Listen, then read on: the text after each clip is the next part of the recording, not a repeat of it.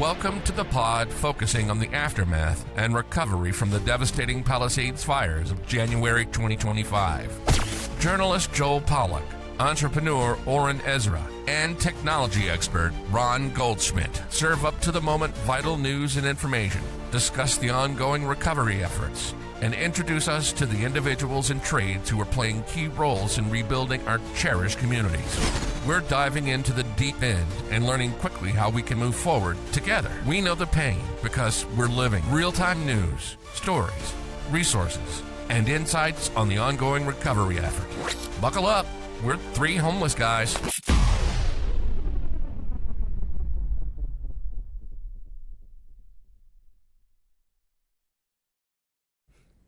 Welcome to Three Homeless Guys, the podcast about the Palisades fire and the rebuilding effort. I'm journalist Joel Pollack here with technology expert Ron Goldschmidt and entrepreneur Oren Ezra, straight from the factory floor to the Three Homeless Guys studio. And we are very pleased to be joined by Jeremy Padawer once again.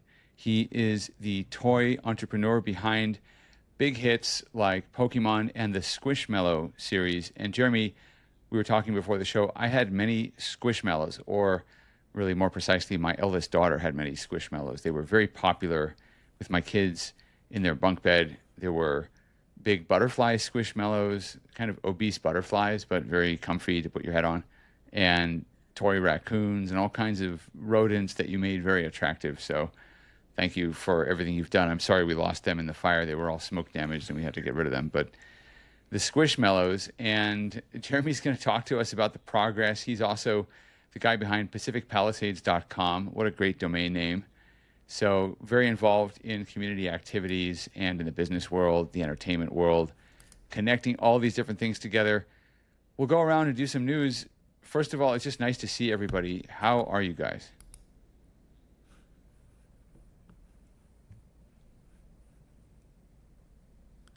Well, you're inaudible to me anyway. I can't hear you, Ron.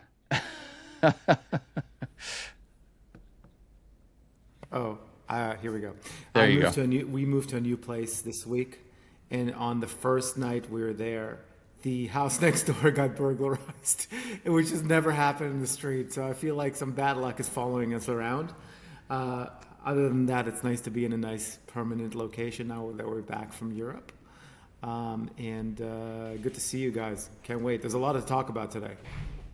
Yeah, well, I just want to point out that this, unfortunately, is a common experience among residents of Pacific Palisades when moving to other parts of LA. I didn't realize how difficult the rest of LA was to live in.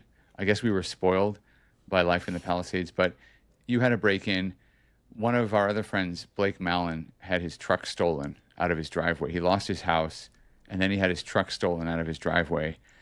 It's not the only theft that I'd heard of. One of our other neighbors lost everything she had because she evacuated with a car full of things, parked it somewhere in LA, and then somebody broke into the car and stole everything.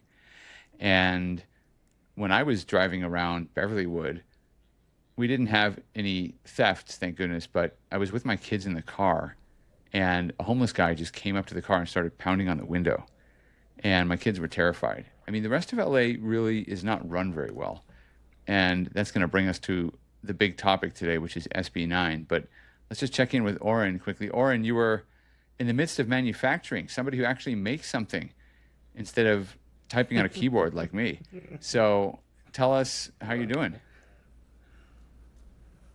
We're doing well. Going to your point, guys, we actually moved to Old Agora, which is an amazing neighborhood. I didn't know this part of town. You know, when I came here in 2002, I forgot the name of the movie, but it was a movie that, like, if you had 818 area code, nobody would talk to you.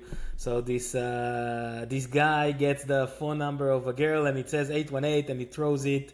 I don't know if you guys remember this movie, but I never lived in the valley. So Swingers? Are you talking about Swingers? Yes. Swingers, exactly. Yeah. So I never lived in the valley, and now we live in Old Agora, which is like an amazing neighborhood. It's extremely safe. Neighbors are like very nice. You know, there is like a guy that is walking out in the neighborhood now trying to sell solar panels.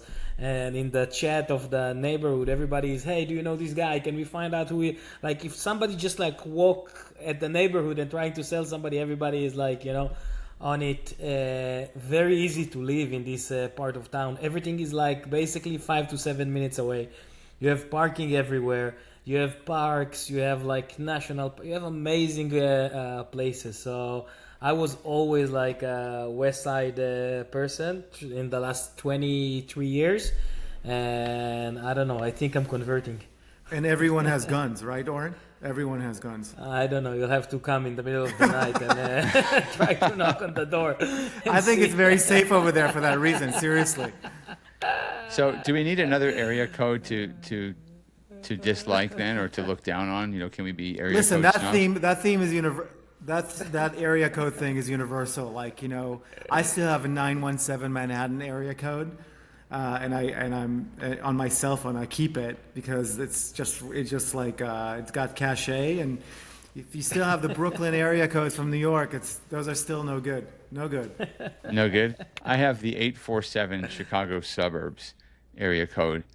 It used to be that 312, which is the downtown Chicago area code, covered the whole area. So we had 312, then 708, and finally 847. And I've stuck with it just because everybody has that number. But what's odd is that my dad, who lives in suburban Chicago with my mom, has a 310 area code because when he was escorting my younger brother to UCLA, my younger brother was the first in our family to move to California, that's when my dad bought his first flip phone. And I guess he got a 310 area code. So he's sitting in suburban Chicago with this 310, and I'm in Palisades with my 847. Now in DC, of course, but I guess we have to rule out 562. No one from 562 can. No, I'm just kidding. We love the Long Beach people and South Bay. Let's talk a little bit about the news. The hot topic this week is SB9, Senate Bill 9, and I have to say that I've been so impressed by the activism of the community. Whatever your position is on any of these issues, the residents of Pacific Palisades are so well organized and so communicative with one another. All right, so with our podcast, we are raw, unfiltered, and authentic. So I've had to switch my location because of sudden connectivity issues. And let's dive right into the news. And I just want to preface our discussion, which I think is going to start with SB9, Senate Bill 9, by talking about how impressed I am with the activism in the community, how people are so organized and so active, and the leadership in this community is so great. Whether you agree with a particular position or not, it's incredible to see the neighbors get together and advocate for the community. I've been participating in these weekly Zoom meetings with the Lower Marquez Knolls, and I have to give a shout out to Steve Danton and Dara Danton, who have organized them in the Lower Marquez in our particular area, Edgar, Bollinger, Livorno. And there's so much information that I've learned just from these weekly meetings, plus learning about what neighbors are doing, what kind of designs they're considering, what insurance fights they're having, what progress they're making with the city. I mean, it's such a great source of news, and it's also a great source of inspiration. I think the people of the Pacific Palisades are doing so much. Every time I watch politicians or read the news or even go on social media and try to figure out what's going on, it can be depressing. But when I talk to my neighbors, it's hugely inspiring. So SB 9 was a huge topic this week and in previous weeks. And we're going to talk about it today with Jeremy. And Jeremy, we've introduced you already, but I think it's safe to say that you understand the business environment in which some of these policies take shape. And things change so quickly that something that might have had good intentions at one point can sometimes be very destructive later on. SB 9, as I understand it, was designed to allow people to build ADUs on their property or to subdivide their property more easily. The idea being that would help people create more housing in LA. Post-fire, it's a very different story. We're not just talking about building a granny flat for your parents or for your kids to live in when they go to UCLA or whatever, But now we're talking about developers coming in, buying up lots, subdividing the lots, and putting up multi-family units and densifying the Palisades. That's what people are afraid of. Have I got that right? You do. You do. In fact, you nailed it. And I think that, good decisions are time bound. A decision is only contextually good or bad. And the context in which that decision was made in 2021 and put into effect in January of 22, the context has changed greatly. So look, when they originally made the decision to allow subdividing of parcels that are 2,400 square feet or more into two different parcels, and they also gave the opportunity to create a main home and an ADU with some level of restriction, they weren't dealing in a world where an entire city burned down. And they weren't dealing with a proven disaster with some component of it being density. Look at the percentage of homes that burned down as a reflection of the density in the area already. I do believe that SB9, the original intent was not heinous, was not diabolical. But I do have one thing that I do question, and that is the fact that ULA was introduced literally the same day, week, month that SB9 came into play.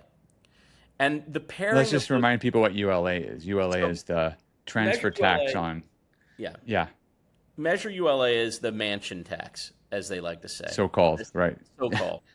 And also known as the hospital tax, the office building tax, the mom and pop store tax, basically any building worth more than 5 million or just over 5 million. If you sell it, you pay this tax. Yeah. And so when I just find the timing to be bizarre. And so right after SB9 was passed, they put ULA into effect. ULA was introduced to the council, which unanimously, 14-0, said, let's approve that to go to a vote. And then it was packaged as something that was really good, and it's really horrible. Essentially what it does is it's a 4% tax on the gross sale of anything over 5 million and 5.5% over 10. And in a world where there's a few homes that are coming up for sale every year, and you can manage the supply, you generally have a scenario where the person selling isn't losing their butt. But in a world where the entire city burns down, it does make it very unappealing for developers to participate. Because what occurs is, let's just say that you want to build, and you're going to build a place that's $8 million. You're going to build a place for $9 million. You're going to sell it for 10. Okay, so there's 2.5 years, 3 years of building. You're going to make $1 million. Well, with ULA, you buy it for 9, you sell it for 10. You pay $550,000, 5.5% to this homeless industrial complex, whatever it's called, and you're giving up a 55% tax before you get your ordinary income tax on your business. So that $1 million has a 55% tax for ULA, and then the remaining $450,000 has ordinary income. You could literally take home less than a third of the total take. So why would a developer come into an area and even try under those circumstances? So I do believe that it's just been incredibly destructive. The pairing of these two things in a fire-induced environment, terrible. All right, so SB9, a lot of opposition, and we've started to see elected officials come on board. Our own city council member, Tracy Park, who's been a frequent guest now on the Three Homeless Guys podcast, she opposed it. But just before we began taping, I saw a statement from Mayor Karen Bass, and I'll read it to you. It's just one paragraph. Usually, by the way, when it's just one paragraph, that means it was rushed. Somebody decided they had to get a statement out. They didn't really have time to think about formatting and how many paragraphs and setting it up nicely. So she said, this is Tuesday, July 29th, Quote, while Senate Bill 9, SB9, was passed to support the creation of more housing across California, something that our state desperately needs, legislators in Sacramento could not have foreseen the bill's impact on the Palisades community as it works to rebuild from one of the worst natural disasters in state history. More than 5,000 single-family homes were damaged or destroyed in the devastating Palisades fire. The ability for developers to use SB9 to change recently destroyed single-family home lots into multiple residences could drastically further challenge ingress and egress in a very high fire hazard severity zone, VHFSZ, boy, that's an acronym, following the worst fire disaster the city has ever faced. It could fundamentally alter the safety of the area by straining local infrastructure. I oppose this usage as it relates to rebuilding in the Palisades, and I look forward to continuing to work with Governor Newsom and state leaders to advocate for the Palisades community and identify a path forward as we continue to rebuild, end quote. That's Mayor Karen Bass. So, what do you say, guys? Thumbs up, thumbs down? I mean, I'll just say this. It's a step in the right direction. However, with ULA still in effect, now you've got developers who don't want to build on the high end or the lower end. So, like, it doesn't help our lot value. What she solved, if you get rid of SB9, it solves for those who are taking 6,500 square foot lots, dividing them in two, and putting up 4 parcels. What it doesn't solve for is why developers would come in and want to participate at any level now at all. So I'm against the pairing of SB9 and ULA, but at the end of the day, it's ULA that is destroying lot value in the Palisades. So yeah, I think it's a step in the right direction, but now you got to get rid of the other one too. But let me ask you a question, guys. Like the way I see it, so let's say I think Jeremy, you did the calculation. $600 million is being paid by the Palisade, right, in property taxes. If they're going to take these lots and build multi-family houses, they're going to be able to take it up to from 600 million to $1 billion, or maybe even double it, right? So why do we even think that anybody will try to help us? That's one thing. The second thing, we're not enough people. Like, it's not that you have like, I don't know, half of LA city living in the Palisade and got hurt by the fire. Let's say there is 10,000 houses, double it by average of 3, 4, 30,000, maybe 25, 30,000 people that can vote. Like, I think that we're being very naive to think that anybody would even care. They want to make money out of this land. They have set it up for years now. The ULA is like been set up for like what 4 or 5 years already. It looked like somebody have been setting it up to eventually make the Palisade into what it's going to go. So again, I think we're being very naive to think that anybody really cares. We don't have the vote power, and the money play against us. You know, I would just say this in response to that, Oren. I've seen these kinds of issues before, or initiatives before, where they try to make some kind of requirement that, in the form of a tax or some kind of regulation, or some set aside for low income development, that there's some intervention by city authorities, whether this city or other cities I've lived in, to try to create low income housing. It almost never works and almost always backfires. The thing that helps the most is economic growth. So if the economy is growing, you get more people investing in housing. And that includes if public infrastructure is improving, you get more public transportation or whatever, more jobs. And also, if you have fewer zoning requirements, if you make it easier for people to build, that has some negative side effects. But basically, if you don't impose onerous regulations on people, then they build more. And actually, they build better things. It turns out people want to live in nice places. They don't want to live in ugly places or places that cause problems with the neighbors. So I don't know that this specific thing was set into motion to do something to the Pacific Palisades. I do think that there's a very large constituency of voters in LA who will vote for things like this without thinking through the consequences necessarily. People feel good. They're voting for more housing. They're voting for more low-income housing.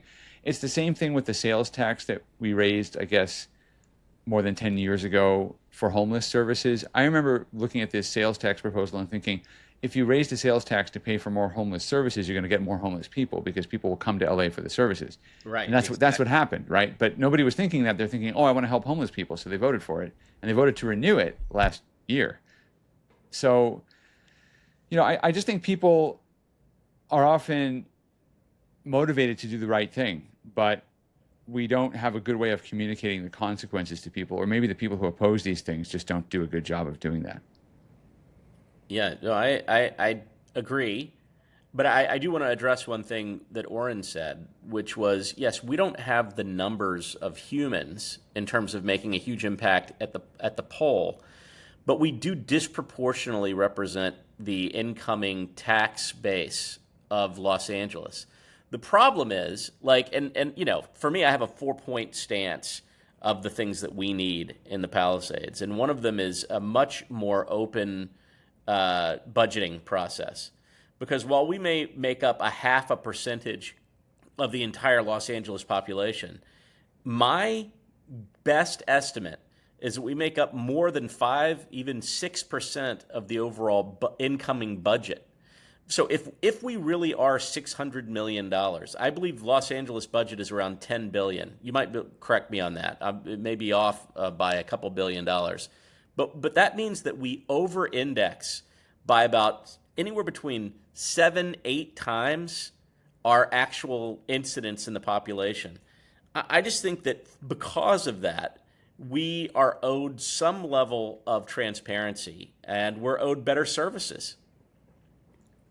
Well, on the topic of numbers, just before Ron, I know you want to jump in there. On the topic of numbers, just the letter campaign that was run by the Pacific Palisades Residents Association online. I'm assuming these are all individual letter writers and not people writing multiple letters per person, but they managed to send 12,255 letters to stop SB9 densification. Again, I don't know if they prevented people from sending multiple letters or if they limited it to people within the 90272 zip code or whatever, but 12,255 letters sent as of this taping, and they had a goal of 12,800. That's about half the number of people who lived in Palisades have sent letters, stop SB9. I mean, whether you agree with SB9 or not, that is an incredible amount of community involvement. And it just shows you the kind of internal power that this community has. Just to Jeremy's point, it may not be the numbers necessarily to swing a citywide election or something like that, but it is certainly a population that likes to lead and likes to organize and will make sure that its voice is heard. And I think people are hearing it. Go ahead, Ron. Jeremy, what as this relates to what we're discussing, wouldn't the easiest, quickest, and I don't know about the easiest or quickest, but like a solution would be independence. Like we already overrepresent, the tax base by a wide margin relative to the population. We're unhappy with what's going on around us. We're unhappy with the leadership, and some of the laws that are coming to affect it. Wouldn't this be like the path that we need to take? In my opinion, if there was a path to independence with the intellectual firepower we have in the Palisades, we'd have a reasonable understanding of what that looks like. Every discussion I've had, there have been large roadblocks associated with the voting process. Really the best potential that we have at establishing some level of independence may be in these lawsuits. Maybe is a opportunity to negotiate a point in the lawsuit. I don't know if it's going to be full independence from Los Angeles or if it is a clear peek into the budget as to what percentage we get and negotiating what percentage we get back to our local community. The other thing is perhaps we can negotiate an opportunity to have something more than a honorary mayor. Maybe we actually have a actual mayor of the Palisades with some level of communicative control. But right now, where we currently stand, we're starting from almost zero. I mean, we have zero control, zero transparency, zero ability to affect our own health and well-being, zero ability to affect our school. I mean, it's really incumbent upon us to hire third parties and also contribute to our schools to help embetter them. But yes, look, in my opinion, here are the things. Number one, SB9 needs to go. Okay, it was started out well. It's not good. It's not a good idea in the current context. Mansion tax needs to go. More budgetary influence and transparency, because we make up such an important part of it, and we need our own police force. If they gave us those four things, we'd be a much healthier and happier community, and the ability to build back right now would be much like Altadena. So let's hold on. Let's just talk about that. The four pillars. Just repeat that again. You've got four pillars. SB9, goodbye. Mm-hmm. Okay. Number two, measure ULA, aka the mansion tax, aka the thing that is crushing our home values in a situation where everyone needs to rebuild. That needs to be suspended or gone from the fire area. Period. Number three, transparency in budgeting and negotiating what percentage of the outflow of revenue from these property taxes and other taxes that hit the Palisades can come back. Because we don't know if it's 10% or 5%. We don't know if we pay $600 million or $500 million, but we also don't know if we get back 30 or 50 or 200. We have zero ability to gauge, and that's wrong. Not for a community that puts so much into it. And the fourth thing was the police force. Police. And if I added a fifth, it would be bury the lines that potentially helped spread that fire. Well, I've got a few other points as well, but I interrupted you before you were comparing it to Altadena. What is going on in Altadena that is better than what's happening in Palisades?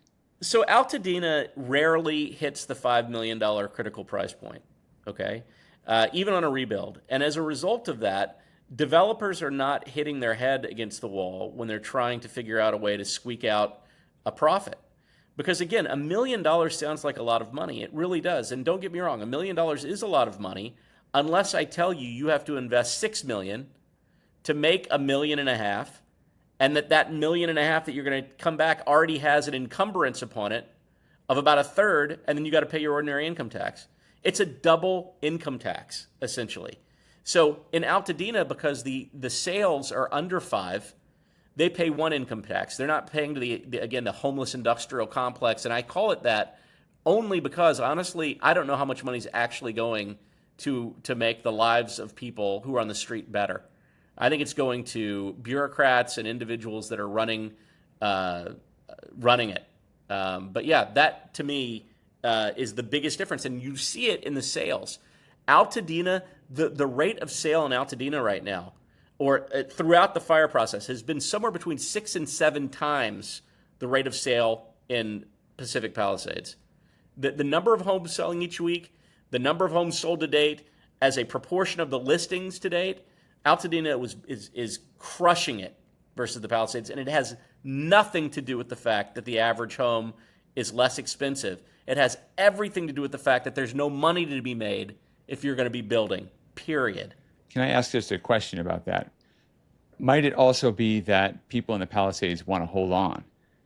And there's a tension, right, between these two issues, because people want to be able to sell if they need to sell, but there's also a sense that people want to stay and rebuild. I mean, Tracy Park, without judging anyone who has to sell, has been telling people, please don't sell. Please don't sell.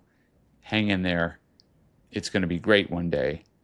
And maybe there's a bit of that sentiment in the Palisades that might not be there in Altadena. I don't know. I mean, I'm sure people in Altadena are very proud of their community and its history, but there does seem to be a kind of determination in Palisades to protect the neighborhood. I don't know if it's the same guys in Malibu and other areas that were affected by the fire, but I don't know. There is kind of a tension between these two things. We want people to be able to sell if they need to. I'm not saying that Measure ULA makes any sense at all, certainly not as a means to keep the neighborhood the way it is. I mean, it has all kinds of bad effects, right? Why should existing homeowners invest if they're not going to be able to sell down the line? You want an asset that you can sell if you need to. But it's just it's interesting. I know a lot of homeowners who plan to rebuild who are also upset about Measure ULA because they need to be able to look. I think also if you're getting loans, you might need to be able to convince a lender that they can do something with this asset. If somehow it doesn't work out for you, they have to be able to sell it, right? And if it's going to fall under this tax, it might be harder to sell. Well, Joel, the one thing I'll say, and I'll, certainly out of respect to everyone else on this call, I know I'm not the only one here, but if you look at the number of units lots that have been put for sale in Altadena versus Pacific Palisades, it's not a big difference. The people in Altadena are not letting their properties go at a significantly faster rate. They're just selling at a much faster rate. Okay? So if you look at the total percentage of lots that tend to sell after a large fire, historically, it's somewhere between 25 and 40%, depending on what source data you're looking at. Somewhere between 25 and 40% of all lots that are involved in fire-related areas have to turn over because people have all kinds of things that happen in their lives. There's a roughly similar number of homes and structures that burned in Altadena versus the Palisades.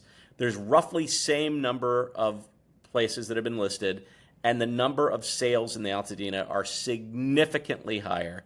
Those lots are far more desirable to those who are trying to build them out because they can actually make $1 on them. And they can't do that in the Palisades right now. The problem with SB9 being gone is now we've not only lost the developer on the high end, but we've lost them on the lower end too. So it is something to celebrate. SB9 is not good in a fire-torn area. And by the way, SB9 is not even allowed in other zones of issues, like flood zones and other areas like that. So it shouldn't have even been something that was part of our world in the first place. But I don't know if we're celebrating a little early if you're actually trying to sell your lot. That's just the truth. Yeah, certainly property values have not rebounded just yet, and they seem to be kind of plateauing here and maybe even trending lower. What's your view on the property values in the Palisades in Malibu in the next couple of years? Well, nothing is more refreshing than seeing a little bit of newness and actually seeing the progress being made. Okay. So I contend that there are things that are going to aggravate property values. There are things that are going to mitigate. Okay, right now, like I said, maybe 10% of the lots that are ultimately going to need to be listed have been listed to date. I mean, we're going to ultimately sell through 2,500 lots. Okay, roughly, maybe 2,000 to 2,500 lots. So far, it's only been a couple hundred. We've got a lot of inventory that we have to get through. Let's just be very frank about that and honest. Right now, we've seen about anywhere between a 25 to 40% lot value impact, okay? If you're in the Alphabet Streets, it's 40%. If you're in the Huntington, it may be 20, it may be 15, okay? But the impact has not yet really taken in the totality of lots that need to sell. In Altadena, it's selling through. They're listing, they're selling. In the Palisades, they're listing, and the sales are never matching the listings. The overall inventory is increasing. The impact on each individual lot is increasing. That is not ideal. On the positive note, okay, these homes will start building out. And as they build out, and as people see that their neighbors are coming back, and as people see, wow, look at what this is going to be, it will be, the Palisades 7 to 10 years from now, will be one of the premier places in the world to live like it was before, but now with a slightly different flavor because everything is going to be new. And there's good and bad to that. That will help mitigate the impact. It will. So I suspect right now, yes, we're 25 to 45% discounted on the lot values. I suspect 2 or 3 years from now, that will maybe get a little worse before it gets better. 5 to 7 years from now, I wouldn't be surprised if we're at pre-fire lot values once again. But we got a lot of inventory to get through, Ron, a lot. I think it really also depends what the kind of institutional players will see it here. I think like when you talk about Altadena lot values, you have the double whammy of SB9 and ULA, which is not really impacting Altadena as much. You also have lower lot values, which does help folks get in the market. Like there is a bigger market for those lots than there is for like, $5 to $10 million builds in the Palisades. But you have like you have less risk going into those areas. And the risk that a developer has to take into consideration in the Palisades is much different, also at a much higher price points. And therefore, they're staying away. The question is, like, will we see institutional players come in the next couple of years? And those are the kind of players that can just take on, they can take down 50, 100 lots at a time or even more. Do you think you'll see, and I think they're staying away for now because there is too much hair on the dog. Do you think we'll see those in the next year or two, or do you think that that's like a longer term play until kind of like everything clears up? I mean, I think that the big institutional players, it's damned if you do, damned if you don't, right? Like, yes, there is a benefit for them to come in and turn over some of these lots, but sometimes it becomes very cookie cutter. So, like, again, I'm not going to say what we're dealing with is unprecedented. I do believe that the level of ineptitude and gross negligence that created this problem has a level of unprecedented impact. But yes, there's good and bad. Honestly, what probably should need to happen and is happening right now is that lots are going to turn over. They're going to be at a depressed value. Opportunistic people will come in, including people who are buying their first homes or buying their second homes or upgrading into a new area. And maybe there is, if we want to capture what the Palisades was, it means we're capturing homes of all sizes and scales. And there's not a terrible thing to that. If it were just developers, every single lot would be maximized. Or in the case of if SB9 is there, it's maximized in a different way. It's either about size or about ability to put down smaller homes, but multitude of them, and maximize your dollar. Look, the honest answer with all of this is suspend ULA. I'm telling you, it is the number one issue that we all have. We're not talking about it enough. It is a destructive factor for us specifically because of how much it costs to build and what these lots are. And I will just answer one more thing, Ron, that you mentioned, and that is the delta between the lot value in Altadena and the Palisades has closed quite a bit. As a result of Altadena lots are not really depressed that much. Yes, they're down a little bit, but not that much. The Palisades lots are down a lot because in order to get people to move to the Palisades and to the homes that you want, you kind of have to build a luxury home. There's no money in that right now. Let me ask you something about this, Jeremy. Go ahead, Oren. Then I have a question. Go ahead. Sorry, guys. Who has the power to suspend ULA? Maybe it's a question for you, Joel, as well. Who really has the power to suspend this? So I pushed this pretty hard in some of my news coverage a few months ago, and I was at a press conference with the mayor, and I asked her if she would consider suspending ULA, and she said she would. So that made headlines, and she said we are going to explore ways to suspend ULA. Unfortunately, it's difficult because Measure ULA was passed by the voters in a referendum. So the only straightforward way to oppose it is to have the voters rescind it in another referendum. I don't see any movement toward that. The other thing is there is a court case going on right now challenging it on a constitutional basis, and I think the Howard Jarvis Taxpayers Association is involved in that because they defend Proposition 13. Proposition 13 is the 1978 statewide referendum that limits property tax increases. And Howard Jarvis Taxpayers Association has defended Prop 13 as politicians have tried to change it so they can get more tax revenues out of your property taxes. It's the only really effective anti-tax organization in the state that I'm aware of, and they're very effective. They're going after Measure ULA because they're saying this is a property tax. It violates the California Constitution. They lost initially. I don't know that they'll continue to lose. I think as it moves up in higher courts, they have a higher chance of winning. The problem is it takes a long time. And what they would tell you is that the mayor could drop the case, not defend Measure ULA. The city could basically say, we're not going to defend this anymore. And that's what happened with Proposition 8. Proposition 8 was the statewide referendum to change California's constitution to define marriage as between a man and a woman. And it went all the way to the Supreme Court, and Proposition 8 failed at the Supreme Court, not fundamentally, at least in terms of the language the justices used, not fundamentally because they said gay marriage is wonderful and same-sex marriage should be allowed and all this other stuff. There were those arguments on the table, but basically they said nobody is defending Prop 8 anymore because the state of California decided not to defend it.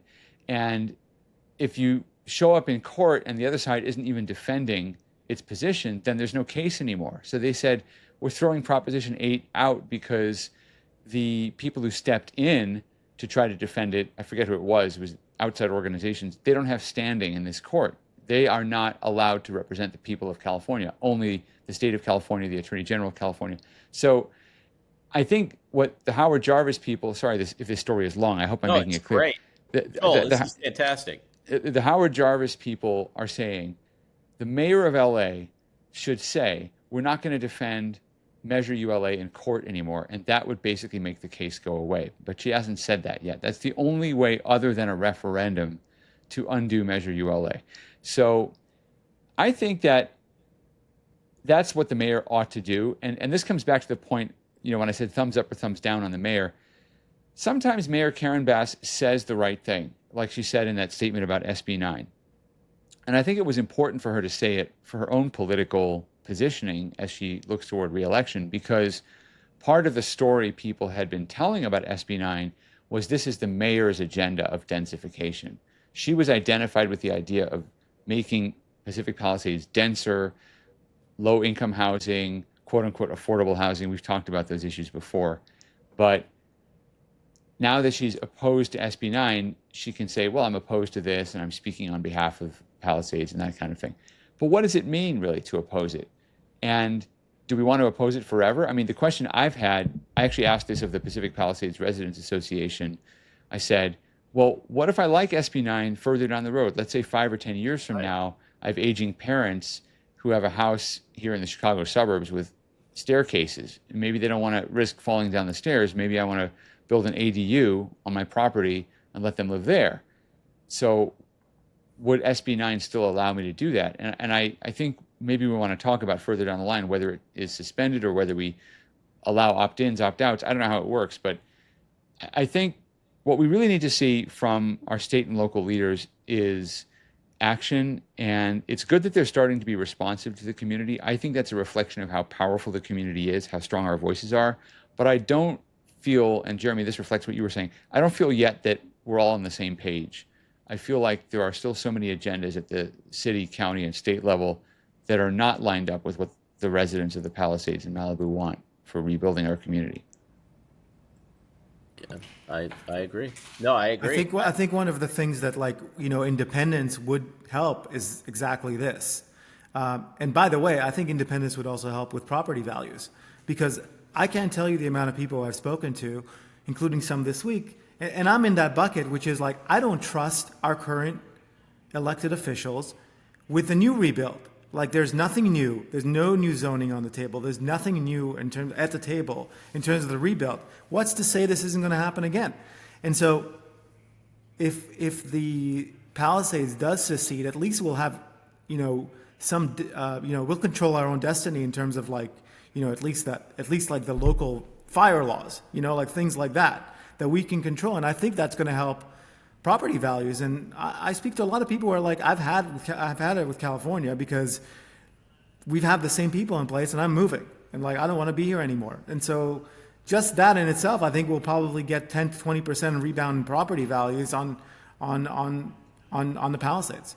I agree with that sentiment, where you look at what some of our elected officials are doing and you wonder why we should invest any more time and money in a system that doesn't seem to change. But this idea of seceding, I'm certainly open to it, and given how people feel about it, I mean, I share those feelings. The question is, do you put that at the start of the process or at the end of it? I mean, I wonder if seceding in the short term makes everything else more complicated. Don't we want to try to do the rebuild first and then talk about a kind of political independence for the Palisades? Yeah, Well, I think the elections will have a lot to say about that. If we see some, turnover and some competent people coming into place, I'm willing to reconsider my position. But if we still get the same people in the same jobs with the same zoning laws and the same everything, I'm out. I think you have to think of what happened between Malibu district and the Santa Monica district in terms of the schools, and both of us went through it. There was a whole story of Malibu wanting to get away from Santa Monica district. There is a lot of money in Malibu district, and Santa Monica just didn't let it happen. So why would somebody let us, as the Palisade, disconnect from LA? You want to take their money and invest it in your area. Come on, nobody will. I don't think that anybody will let us do that. And I think, on going back to what you said, the only solution is to find a really, really, really good candidate to run this city. And I think that we should start exploring, who are the people that can. And again, I don't care Democrats, Republicans. I don't think it's about it at all. It doesn't matter. It's who are the people that really want to make LA better. Santa Monica is horrible to walk. 3rd Street Promenade is dead. Who are the people? A Palisade look like a war zone. Who are the people that can come in and fix it? We're one of the richest cities, probably in the world. We have amazing weather, and it's being run sorry, but it's being run like shit. And I think that our goal need to find who are these people, to bring them over here, the people that can really make a change, because again, where it's going, it's people don't want to stay, especially in LA and not in California. First of all, Oren, there's always an option. You could take some of the wreckage from the fire and just barricade Sunset Boulevard on both ends, and then you got independence. We'll be like the Waco. I'm buying a bobcat hopefully this week. So after I have the bobcat, I can definitely do that. Look, we have our own. We could have our own Navy. We've got little ocean access. We could have our own Air Force. We have a helicopter. Whatever. Don't encourage Oren. He's going to be the first one to do this. He's going to open a militia in Agora just to protect. I think we do have some leverage. And right now we have leverage, and the leverage comes in the form of a very, very massive lawsuit, maybe unprecedentedly large lawsuit that we have against the city and the city's agencies, and frankly, in my opinion, even the mayor herself, because of the level of gross negligence. I mean, come on. Brian Williams was the head of he was the deputy mayor of public safety, and he called in a bomb threat in October of 24. He wasn't replaced until April. She left her team in shambles. The gross negligence is through the roof. I do believe that as part of an upcoming potential settlement, in addition to financial matters, there could be matters of independence. Now, not traditional independence, where we are our own city, but maybe something that comes in form of a little bit more of a hybrid that doesn't require the entire city to vote, more transparency, police, and maybe a little bit more of a specific figurehead versus this concept of honorable mayor. I mean, honorable mayor has been lovely, and it's been great to see Sugar Ray and Billy Crystal and all these guys, but we need something more than that now. And I think that we've shown it because we did not know how dysfunctional and screwed up our local and state government actually is until we saw it firsthand. Please don't forget Eugene Levy in the list of honorary mayors. One of the best. God. Yeah. Yes. Every time I saw him in the back of a vehicle riding down the street, I felt proud to be from the Palisades. Every time I saw any of these guys.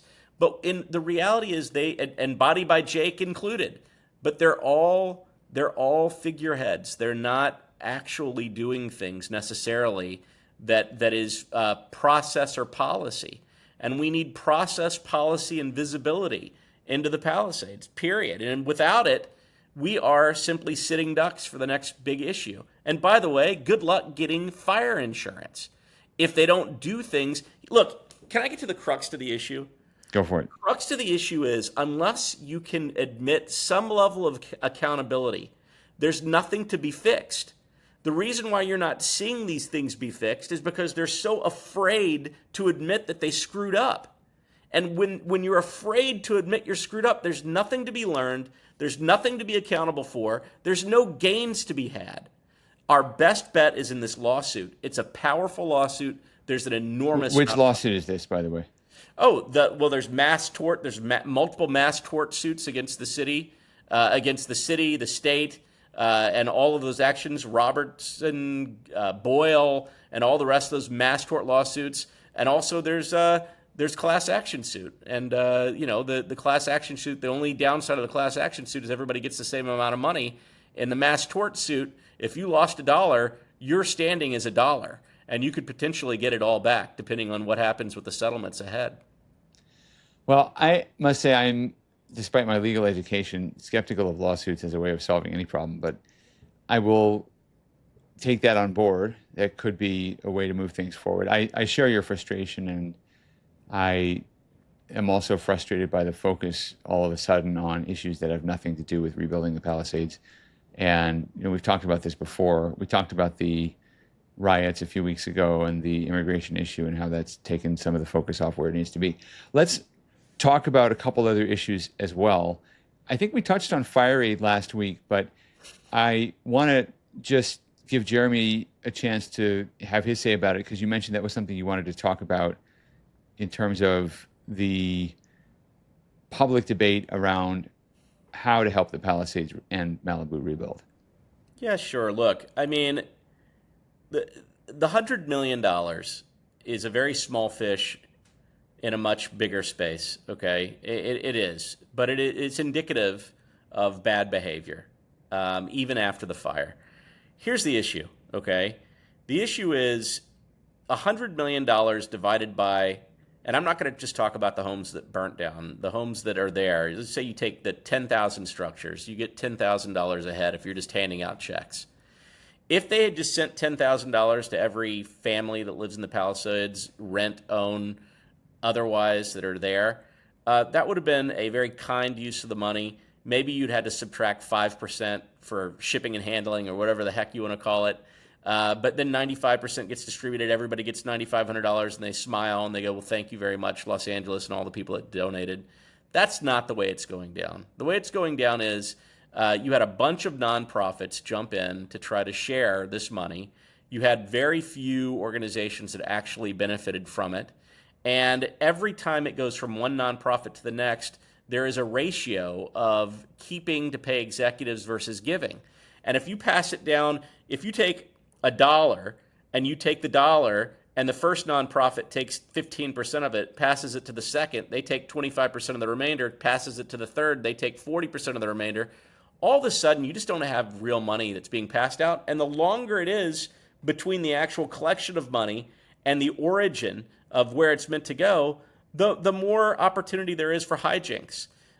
I just feel like that whole thing has turned out to be a fiasco, and I do believe that there should be a deep dive into what actually occurred, because it smells really bad. So let me give you a perspective on it, and I think, I've talked about this with my wife, who's an economist, and she says you are correct that studies have shown and experience has taught us that the best way to get help to people is simply to give them cash. That if you want to help people in a crisis, you give them cash. People know how to spend best for themselves. Some people will waste it, but there's waste in the alternative as well, right? If you're giving it to organizations, there's going to be some loss along the way, right? Some proportion of the money just gets spent, even with the best of intentions, gets spent on things that don't work, or gets taken in administrative costs, even if they say they're not spending it on that. But let me play devil's advocate here. So we had Jennifer Thompson of After the Fire on this program, and her organization got some money from Fire Aid. Jennifer Thompson connected me with Joy Chen, who we also had on the program, and she's the leader of the Eaton Fire Survivors Network. And because this podcast was able to connect Joy Chen with people from the Palisades, thanks to Jennifer Thompson introducing me to Joy, the Palisades and Eaton Fire survivors joined together in action against State Farm. And that cooperation hadn't existed before. So now you've got this much larger group of people pushing back against State Farm and achieving one result so far, which is that the California Insurance Commissioner is now investigating State Farm, which Joy says was a major victory. So in terms of money spent, it might be hard to quantify, but I can tell you that whether I agree with Jennifer on any other issues or not, and she and I are from different political worlds, so we argue all the time when we talk to each other, but that intervention had a huge multiplier effect and benefited the community. So you could argue that FireAge spent the money well by supporting Jennifer's organization, even if it sounds kind of airy-fairy like civic engagement. That was a civic engagement that really helped. Yeah, I would just say, understood. I'll check the box that there's value. I don't know how much any of that actually cost. And the truth of the matter is, coming on the podcast didn't cost me anything today. How much did it cost you? Maybe there'll be something that comes out of this conversation. Someone hears it and they feel energized and they want to jump in and do something good. That also costs nothing. So there's a lot of people here that are willing to work for free. We don't need $100 million coming from a source and then oddly being distributed in a way that no one can build. Here's what we need: transparency. How about transparency in government? How about transparency in management of money? It's not asking a lot here. We're talking about money that was allocated to people who were damaged for real. How about this? Give them the money. That's the only answer that makes sense to me. If you've got three people on on one street, and person A wants to use their $9,000 to drink, person B wants to use their $9,000 to start the plan process, and person 3 wants to help support their kid because otherwise they can't afford to send them to college anymore. I support A, B, and C. I hope the best for A, and I hope they can really work it out. But the bottom line is they are adults, they're human beings, they were damaged, they deserve the money because the money was allocated to them. I don't buy that today me being here cost you or me or anybody else anything. I do buy that it can do valuable things for people. We need an accounting. It's very frustrating. Yeah, and by the way, I mentioned it, I think, in the last podcast. If there is $100 million, each one of us getting $10,000 is not going to move the needle for us to rebuild. I do think that there are people that were underinsured, people that like their insurance got canceled like a month before or a few weeks before the fire.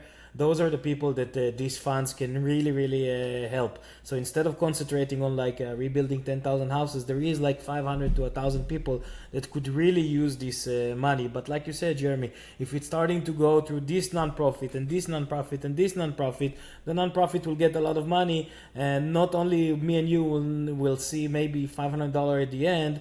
These people that really need it, that like they're were underinsured, or their policy got canceled. Those are the people that need this money.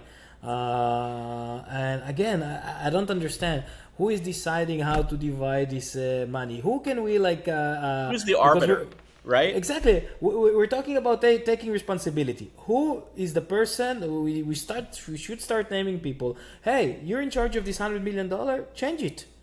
Yeah. Change it. Don't do it the same. Like, you are the person. We should like mention their name. Everybody walking. Yeah, you can mention Gavin Newsom. Here, I mentioned a name. Forget the 100 million. How about 2.5 billion that we got in an aid package in January? Divide that into every household in the Palisades, 250K. Now it begins to move the needle on some folks. And right. Where is this money? Like, I mean, Joel, it's a question for you. How can we trace this money? I think you can in some cases. I mean, I think some of these organizations can say we got, $10,000 and this is what we spent it on. I mean, another one of the organizations is Change Reaction. And from what I understand, just having interacted with them once before, they're a platform that enables direct giving. So some of that money that goes to Change Reaction, at least I'm assuming all of it, but maybe not all of it, but a significant portion will go directly to individuals, because they handled a grant from philanthropists. The Perlmans, I think, donated, I think, $1 million, and it went through Change Reaction, and Change Reaction just processed the money and verified the identities, but it just gave checks to people. So at least one part of the fire aid worked that way. I'm not defending all of it, right? I don't know why it went to the California Native Vote Project, right? To me, anything with the word vote in it shouldn't have received any funds, because we don't want this money funding political anything. But I don't know. I'm sympathetic to the idea that this was the best way they could get the funds out the door to trusted organizations. Again, not all of them, but many of them doing good work. And I think it's a legitimate argument to say they should have done it another way. I think Joel, this is the problem, and it goes back to the previous points we've discussed, which is that our elected officials and all of these people that have gotten money have a very, very poor track record. Okay, like we're going to the homelessness issue where 10 billion has been squandered and more, and there's right. It's not a good track record, right? And like I think we would be having a different conversations if we had been dealing with competent officials that we trust. And this is the reality: we don't trust them because they have a very, very poor record of spending public money, and that's why I'm in the in your wife's camp, of folks, which is every dollar should be going directly to victims. Whether it's like you can maybe have like certain qualifiers on what kind of victims they are. Maybe it's people that were uninsured, whatever it is, right? But every dollar should be accountable. We need a Doge kind of like body to like show that. Well, this is what I've been arguing since January when the president was here, and I said to him, Mr. President, we need a special master to follow the money, because otherwise nobody will trust it. And the way I put it was, Gavin Newsom will spend it on this, yes. And I mean the image I always ask people to think about is, picture all this money coming to California for housing to rebuild the homes that were lost in the fire. And then it goes to the city, and the city uses it to build the Olympic Village for the Olympics and calls it housing. That's always my analogy, because people do that kind of thing. I mean, that is not just in LA. That's how local government functions almost everywhere. They get the money where they can, and they try to backfill it later. But the public entities get away with accounting practices that would put private individuals in jail, and that's what happens. So you need someone to make sure it's being spent properly. I just think it's especially nefarious when this was collected by showing image after image of individuals' homes burning down. And the whole implied promise was that you were going to directly help the people who were losing so much. Like, in my opinion, it would have been great. I mean, you can find people pretty easily. It would have been great to give people the opportunity to opt in or opt out, and with a deadline. If you do not opt in or you do not opt out, you are either excluded or something. There's a way to do it where people who opted in, like I would have opted out. I would have opted out on a $10,000 payment from the kindness of other people. I don't need it, okay? But if you caught me 20 years ago when I was at the early stages of my career and super vulnerable because I didn't have any money, I would have opted in. So I guess what I'm trying to tell you is it's not that complicated. The intention, the visual expression was for the people who were burned out. The actual use has been for something that nobody would have put money into. This was a bait and switch, period. And the fact is, it's very disappointing. But you know what? Again, it's a small fish in a much bigger pond, because there's so many other issues at play here. Let me just say a couple of things that are an emotional reaction. And by the way, I used exactly that phrase, bait and switch. I think a lot of people feel, whether this money is being spent rightly or wrongly, it was a bait and switch because they were told they were giving to these individuals and instead it went to these organizations. Completely agree that that's how a lot of donors feel, and I think have a right to feel and to ask questions. two emotional responses. First, just to go back to Measure ULA, I agree with you, which is why I wrote a lot about the issue. But there's something nagging at me about this question of how you get it repealed. And the thing you have to get over is the sense among skeptics or even opponents who are going to say, you just want this repealed because you, rich guy in the Palisades, want to sell your lot and make money. And you're couching it in the terms of civic interest. But it's really just about these greedy people in the Palisades who are rich, who, okay, had bad luck, too bad for you. Now they want to sell their lots and they don't want to pay taxes to the rest of us. And it's about a get out of jail free card for these rich folks. I know that's not the reality, but how do you deal with that sentiment? How do you deal with the question people are going to have, which is, isn't this about the personal economic self-interest of the landowners in Palisades versus the public arguments they're making? How do you get over that? Well, I can get over it very quickly, and I'll tell you how. I haven't qualified for a tax credit of any kind in probably a decade. Not a single one. You can't find me an electric car tax credit that I qualify for. You can't find me any credit that I qualify for because I have earned enough money. And you know what? I'm okay with that. I'm totally okay with it. I fully represent that we have a progressive tax system, and if you earn more money, you pay more, and I'm okay with it. There is, however, a moment in time when things burn down that protection should be in place. No, you should not be able to be price gouged.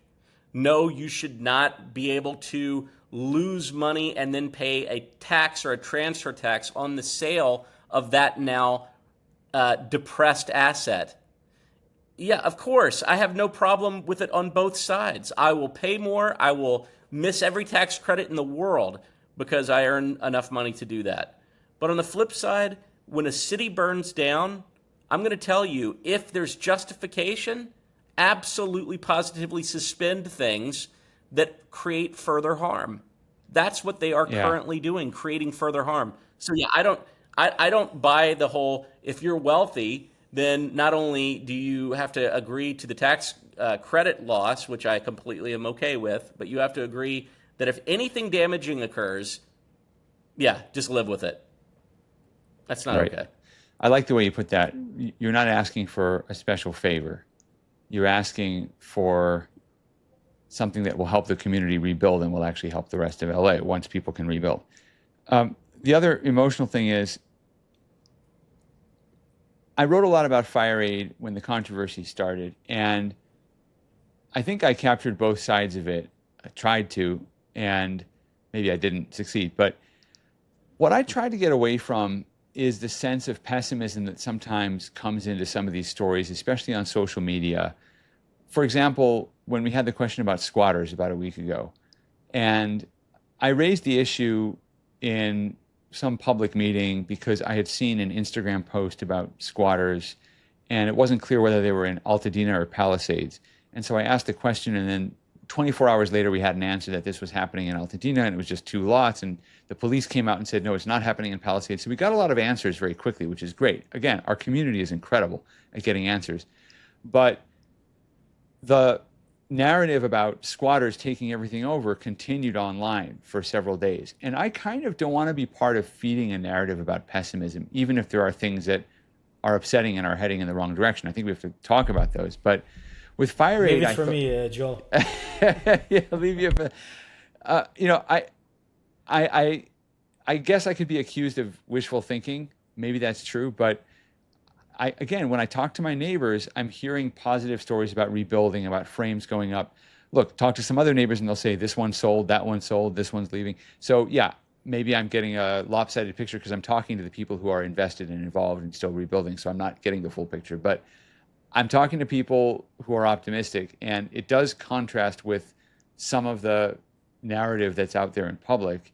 I don't know exactly why the negative narrative is more dominant. Maybe because it's more real, or maybe because people enjoy having a kind of opportunity to criticize public officials. I don't know.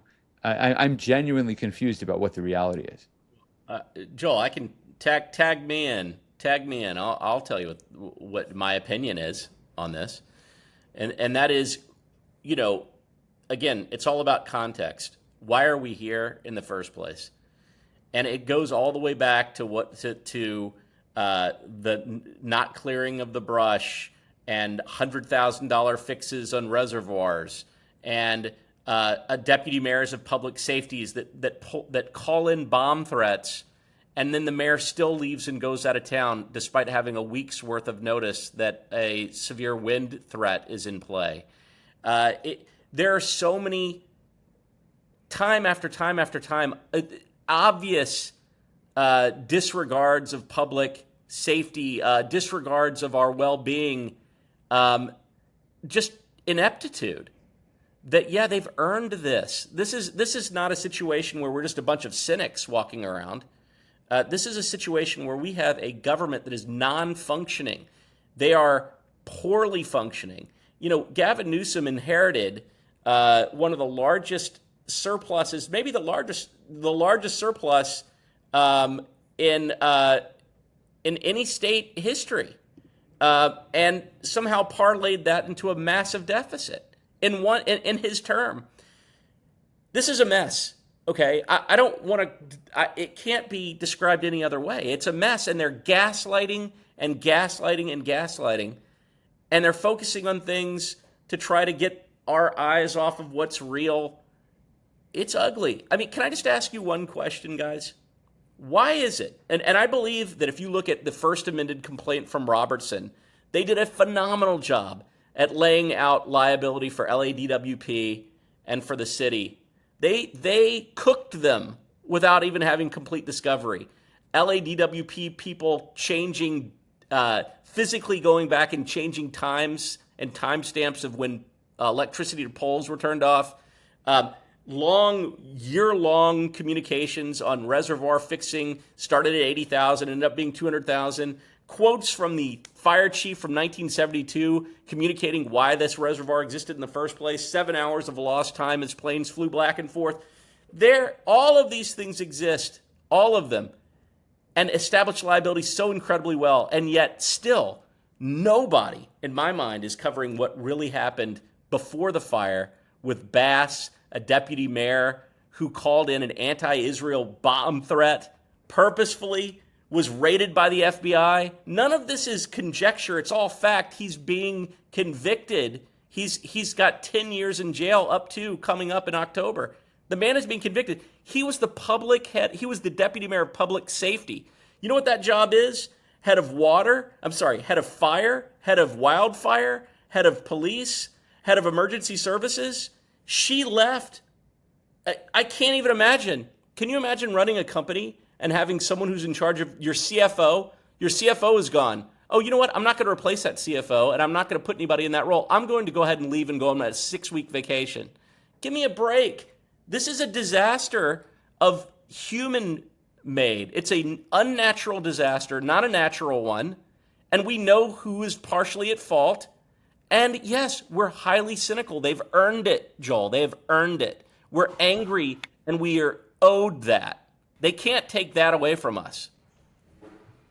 Yeah, I totally agree. And it's not, any negativity that you hear about these issues, I feel is just, that's what it is. It's anger at what happened and looking for solutions, but working for solutions within the confines of a system that doesn't let us, be self-determining, and all those people are still in charge. So how do you solve this other than to call out exactly how Jeremy just did, all of the people that were responsible and making sure that they are not there anymore? And that's what I keep on going back. It's not us being Karens about all the issues that happened. It's us about being angry and trying to change the system into something better.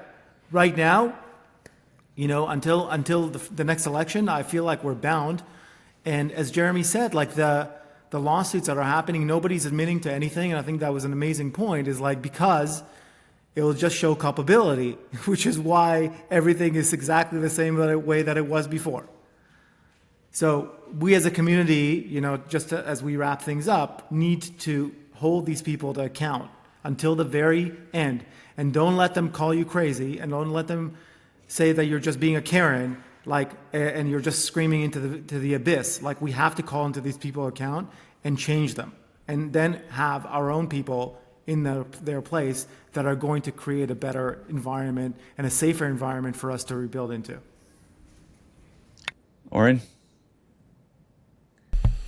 Yeah, guys, I think that the more I listen to everything that's happening, I'm trying to more and more understand where can we really, because Jeremy, you came with like amazing solutions, but who are the people that can make these changes? If it's Mayor Bass, I don't know if it will happen. If it's Governor Newsom, I don't know if it will happen.